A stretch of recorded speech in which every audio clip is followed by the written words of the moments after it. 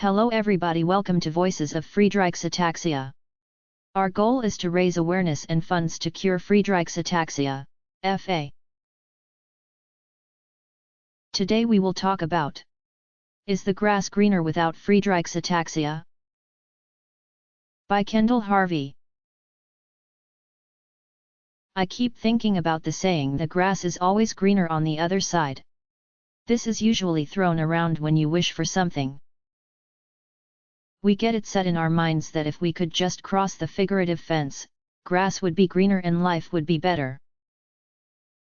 If only it was September already, I wish I could find Mr. Right, I wish my hair was curly, I wish my house was bigger, etc. People often reference this conundrum of accepting your current circumstances with the other classic line, you always want what you don't have. Most of us are in search of what would make life better.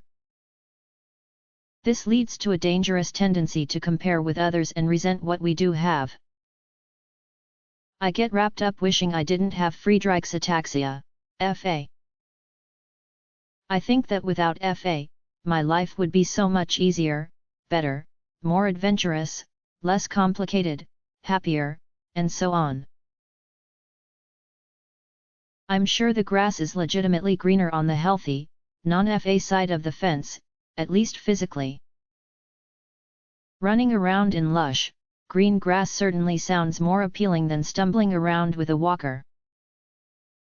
Yet I must remind myself that every time I envy someone, that person probably craves their own greener grass. Generally speaking, we are unsatisfied people craving the next something that would make life perfect. When I start with this train of thought, I think about how different my life would be without FA.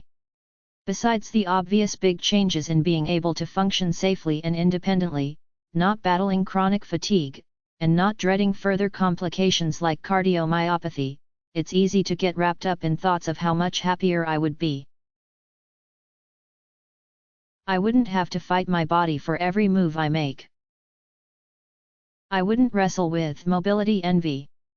I would get excited when I think about my children's futures instead of worrying about the logistics of how their disabled mom will be there for them. I wouldn't have to deal with the relentless heartbreak of a progressively degenerative disease that I have no real way of fighting. We can all agree that life on the non-FA side of the fence certainly would be greener.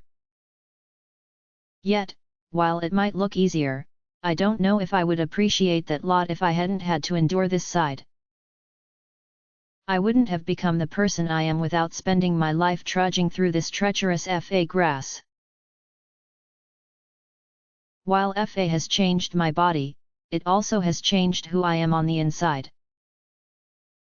I have learned so much about myself since my 2013 diagnosis. I am stronger than I ever thought I would be in ways I never expected. I appreciate the good things in my life on a different level than before. I have made many wonderful friends in the FA community that I wouldn't otherwise know. I have been given opportunities to share my story and inspire strength and hope.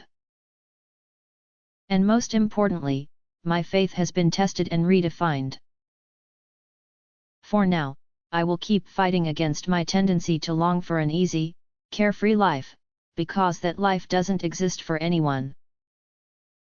I have big plans for the day I do get to cross over to that greener, non-FA grass, but until then, I will keep working to blossom where I'm planted and enjoy what I can with my current lot. After all, there are so many beautiful flowers here.